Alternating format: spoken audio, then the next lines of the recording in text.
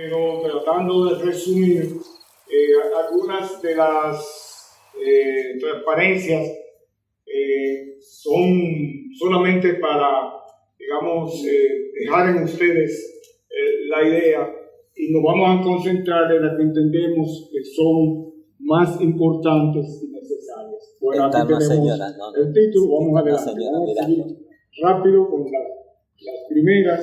Este es el contenido de la exposición que voy a hacer para ustedes. Sigamos. El marco legal que sirve de referencia a todo lo que son leyes, reglamentos, disposiciones, decretos que se producen en el país, la Constitución de la República y en el caso particular del agua, la Ley General del Medio Ambiente y Recursos Naturales, la Resolución 24292 de la Asamblea General de la ONU, la Estrategia Nacional del Desarrollo y la Ley 5852, la Ley de Creaciones de las corporaciones, el INAPA, el INDRI, el EIT y demás. Continuemos. Bien, pero yo quiero hacer hincapié, quisiera que ustedes lo recuerden, esto que están leyendo en la diapositiva.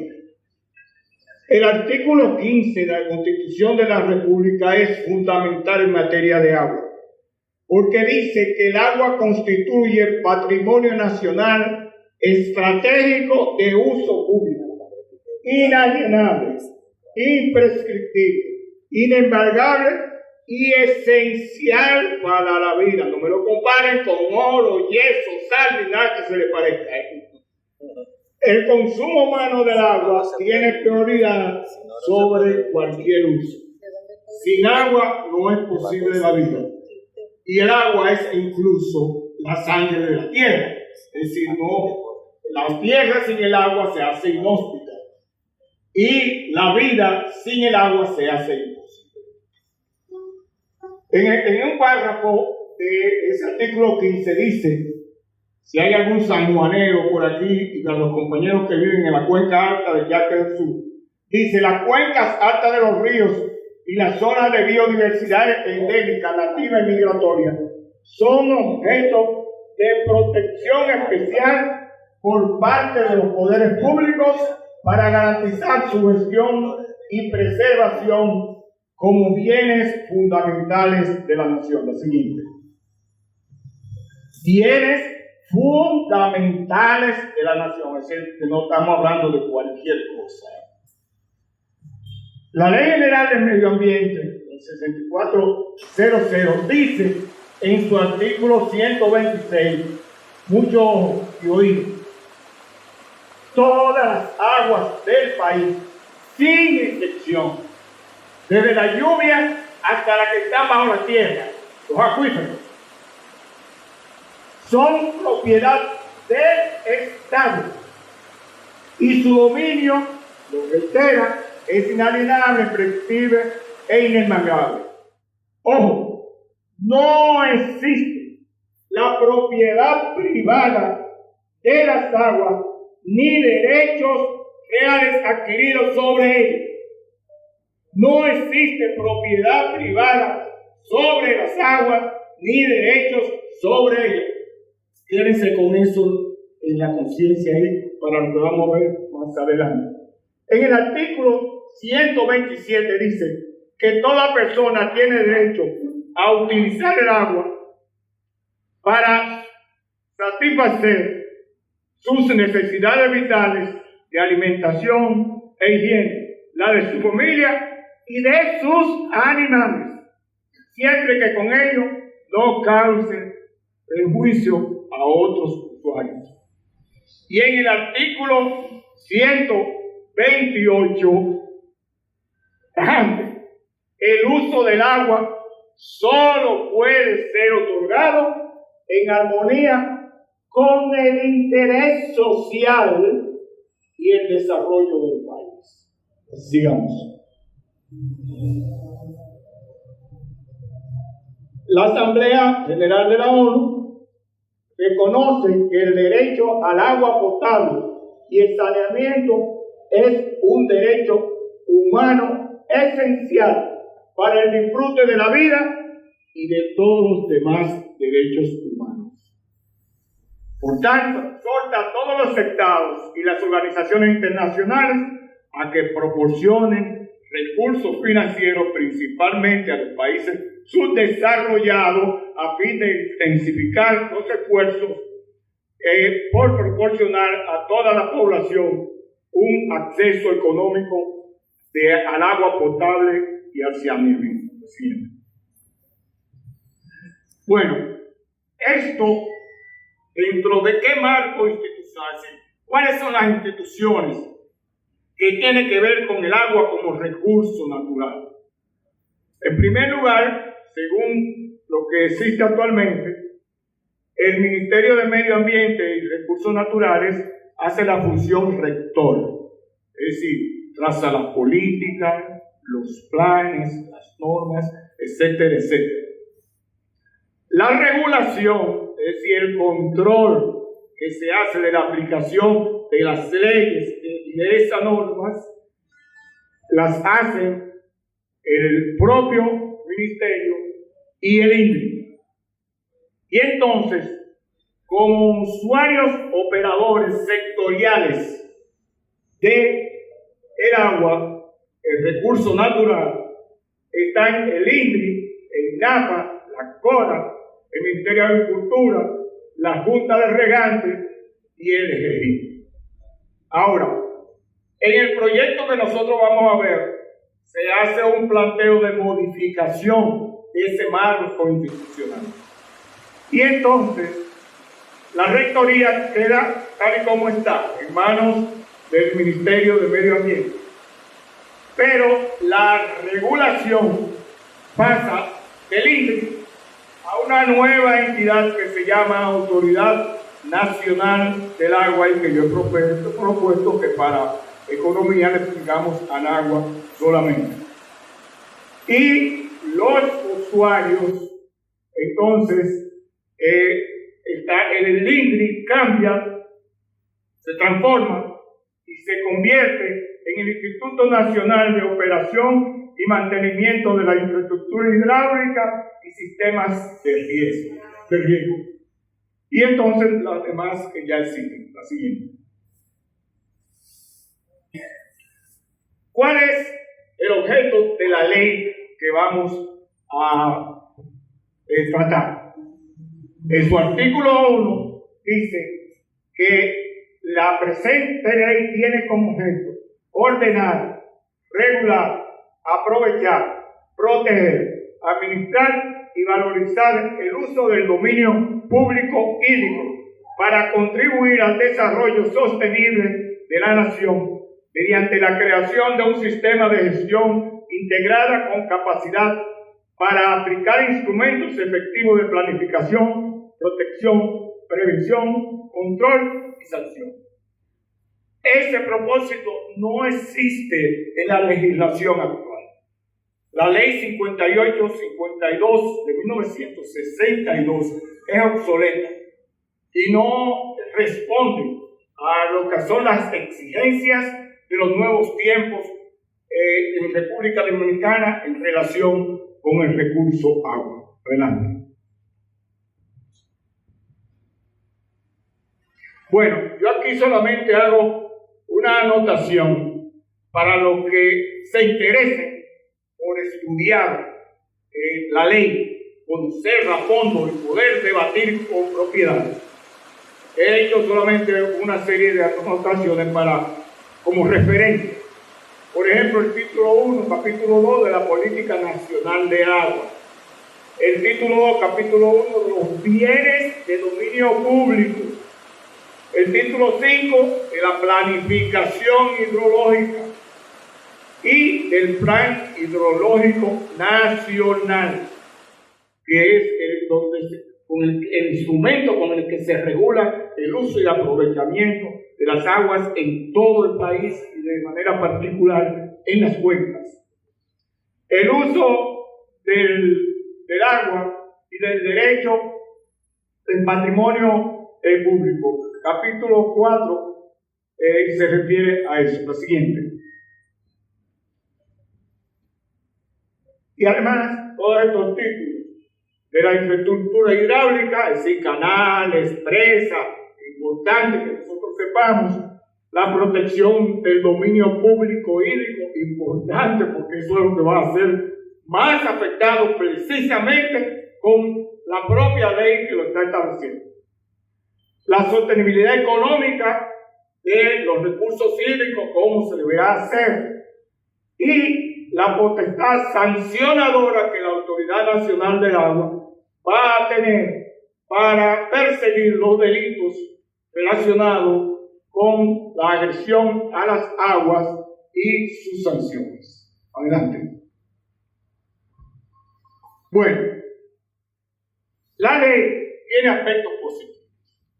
Y entre los aspectos positivos que tiene están algunas reformas que, como ya vimos, al marco institucional y al propio marco legal establecen, porque esta ley va a derogar la ley 852 y otras, parcialmente otras leyes. Va a modificar, por ejemplo, la ley 5 de Ring y otras más. Pero lo más importante que tiene la ley en materia de positividad es que crea el Sistema Nacional de Gestión Integral de los Recursos Hídricos para recoger todas las instituciones relacionadas con el recurso agua, coordinarla en una instancia también con los prestadores, los usuarios y todas las personas físicas y jurídicas relacionadas con el recurso agua, así como los recursos, los instrumentos, los mecanismos, todo va a estar dentro de ese sistema de gestión integral de recursos hídricos.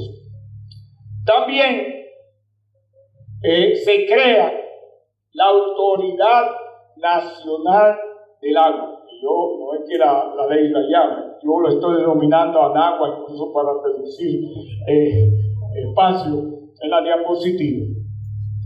Y se crea como el ente regulador, administrador y gestor de los recursos hídricos, que no lo hacía el INRI, pero muy limitado, y hacía a la vez que regulación, hacía también operación de servicios. Entonces, según la ley 247-12 de Administración Pública, esas funciones deben estar separadas en instituciones diferentes, lo mismo que la rectoría. Entonces,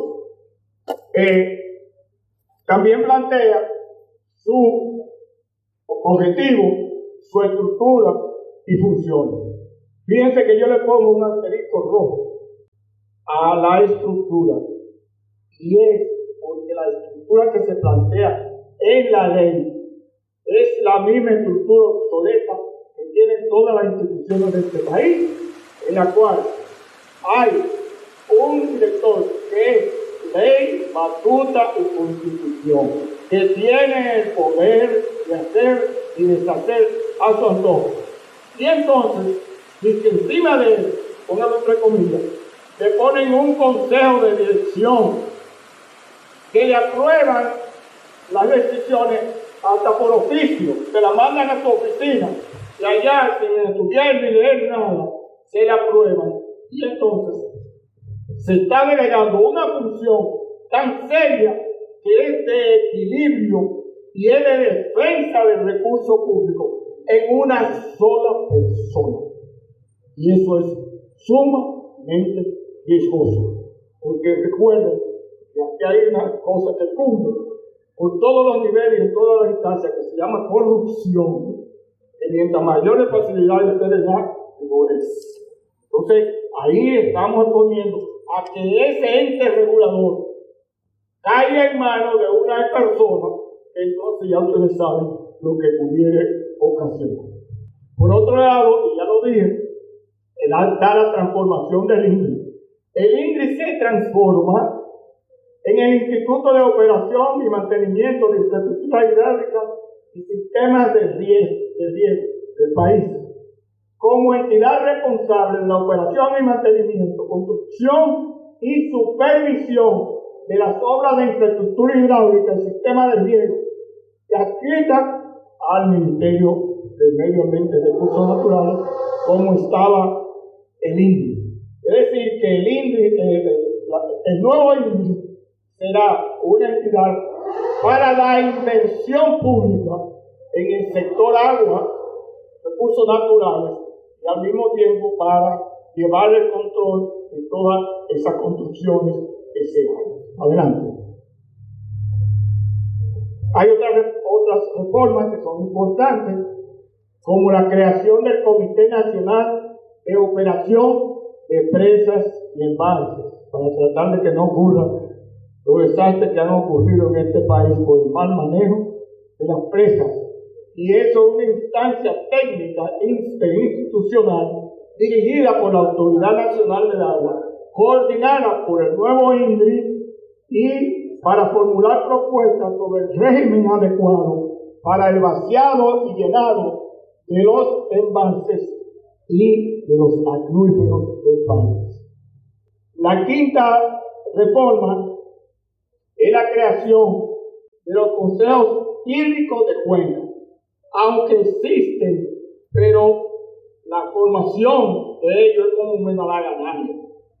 Entonces, ahora esta ley va a imponer la obligación de que a nivel de cada cuenca exista un consejo conformado por todos los interesados para dirigir lo que es el uso y aprovechamiento y la distribución de las aguas en cada cuenca. Señores de la cuenca del río Yaque del Sur, preparémonos para que esto aquí se haga lo más rápido posible, para que no se nos coman los caramelos o nos agarren asando batata. Entonces, está la organización de los prestadores y operadores de los servicios, que son los servicios de riego, los servicios de agua potable saneamiento, servicios de generación eléctrica, etcétera, etcétera. Adelante. Ahora, vamos a donde la puerta fue cerrada. Los asuntos críticos que tiene la ley. Mucho yo digo ahora. Lo primero es privatización de la provisión de los servicios de agua. Es decir, traspasar a los privados lo que es una función que corresponde a el gobierno como administrador de los bienes del Estado.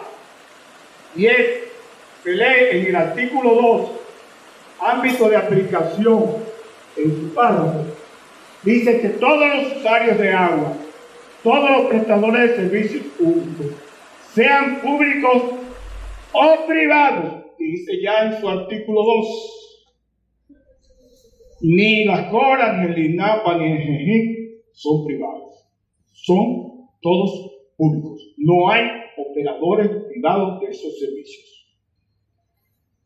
Toda persona, artículo 3, no lo leo bien, creí que eso lo iba a permitir, definiciones, el artículo 3 que lee definiciones de usuario, y dice que usuario es toda persona, natural o jurídica, titular de un permiso o concesión, se le escapó la palabra concesión ahí porque ellos dicen que la habían borrado, para abastecimiento, riego, generación y uso comercial, venta y compra en el mercado de mercancías del agua, bien público y social. Lo está reconociendo esta ley. Y con los bienes públicos no se puede ir al mercado, y ya lo estableció. Yo no debía haberlo dicho en la entrada, que la encíclica Laudato Si es el más completo marco teórico que sobre el medio ambiente y los recursos naturales se ha producido. Y además de eso, es el mayor elemento espiritual y de conciencia para uno educarse en relación con la defensa de la tierra y de los recursos naturales y medio ambiente. Entonces, como referencia de mi exposición está esa que él hizo antes y por eso no la mencioné. Entonces, en el artículo 2, el segundo aspecto crítico, ratificación de las injusticias y abusos existentes al día de hoy, muchos de los cuales vienen desde los siglos, sin decir amén, sino que vienen muy atrás, desde que los españoles pisaron esta tierra y empezaron a acabar con los indígenas y a robarles sus tierras.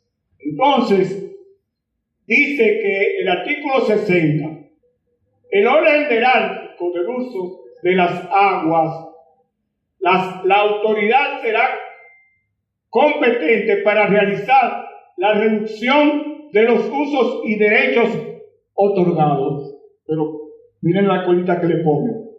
No pudiendo afectar un porcentaje mayor a un 10% de los derechos y usos otorgados o reconocidos a la fecha.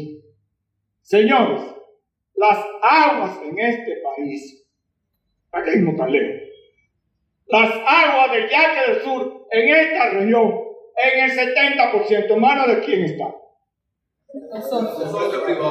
Entonces, vamos a ratificar y a dar como bueno y válido que eso siga siendo así, metiéndolo en una ley. No podemos aceptar de ninguna manera.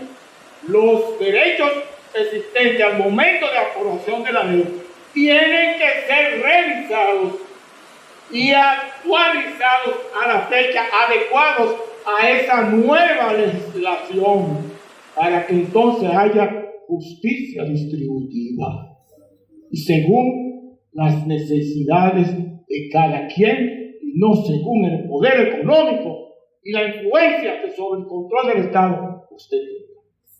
La siguiente, por favor. Transferencia de un derecho de propiedad sobre un bien público. En el artículo 66, al definir el concepto el derecho real administrativo de uso y aprovechamiento de aguas, dice que es un acto administrativo unilateral, en virtud del cual la Autoridad Nacional del Agua confiere, bajo condiciones de uso efectivo y beneficioso, son pena de caducidad, a plazo determinado y sujeto a condiciones de interés público, a un beneficiario el derecho de aprovechamiento sobre una parte del dominio público hídrico. Es cierto y válido que para usted poder usar el agua, usted necesita de un título de agua que le confiera el derecho de uso y aprovechamiento de ese bien público, condicionado por el carácter social de ese bien público. Pero a usted no pueden otorgarle por ley un derecho real, que es un derecho patrimonial de propiedad sobre un bien público. Es un absurdo y es contradictorio y es un absurdo. La siguiente dice, la anterior, dice que ese derecho va a ser otorgado hasta por 40 años. ¿Cuántas generaciones hay? Y eso es con derecho a ser renovado. Imagínense ustedes la siguiente. Sí, claro. Dice que no, explíquela. ¿Cómo? Bueno. Dice que el derecho real al agua, al uso y aprovechamiento de agua como garantía de derecho. ¿Qué es lo que dice eso? Se lo voy a explicar. Eso dice que si el consorcio azucarero, que tiene un derecho de agua, entonces quiere construir otro canal o una represa, como la de Santana, por ejemplo, dentro de lo que es su derecho, y hace un préstamo al Banco de Reservas para financiar esas obras, entonces el consorcio puede poner en garantía las aguas que le han sido otorgadas en derecho. Señor, ¿y cómo usted puede poner en garantía lo que no es suyo? ¿Dónde se cabe? ¿En qué cabeza cabe eso que se puede poner como garantía algo que no es suyo? Entonces si el consorcio no paga, ¿qué va a pasar? El banco le va a embargar y va a coger para él lo que tiene el señor en derecho. Entonces, eso no es posible. Y no, mucho menos lo podemos permitir, aunque haya gente irracionales, orientada por el neoliberalismo, la teoría neoliberal, de que todo es mercado y todo es economía. Y lo que no da rentabilidad económica, no puede ser. Entonces, por eso que quieren meter el agua dentro de ese paquete. El otro es pago del agua a sus dueños. Oye, esto sí, a su nuevo dueño, lo pongo entre comillas. Esta sí es bonita. Sigamos con el consorcio. ¿Qué ocurre? El INAPA, de Barahona, en tiempo de sequía, necesita de parte del agua o de todo el agua que del Yaque del Sur se le transfiere al consorcio azucarero para regar su caña. Pero ¿qué ocurre? Estamos en una sequía extrema, no hay agua casi en el Yaque del Sur y solo alcanza para que la SUR, es decir, el acueducto del suroeste, pueda darle agua racionada a las comunidades desde Vicente Noble hasta Barahona. Pero oiga lo que dice esta ley, que si el INAPA hace eso, tendrá que pagarle al consorcio azucarero esa agua que usó para satisfacer la necesidad fundamental de la población. Y entonces deberá cobrarle a la población para pagarle al consorcio azucarero central. No, pero así no, compadre, no me defienda de esa manera. Hoy, ¿qué ley es esta? Porque ¿para quién es la ley? Por último, el agua como uso de enriquecimiento privado. Artículo 96. Competencias y conceptos de infraestructura y obras hidráulicas. La Autoridad Nacional del Agua es la autoridad competente en materia de autorización de los proyectos de construcción, operación de infraestructura y obras hidráulicas. De igual manera, la autoridad será competente, hojas de titulares, para autorizar los proyectos que se promuevan por medio de las alianzas público-privadas. Una nueva forma de entregar al sector privado el patrimonio público que es de todos nosotros. Ahí lo tengo.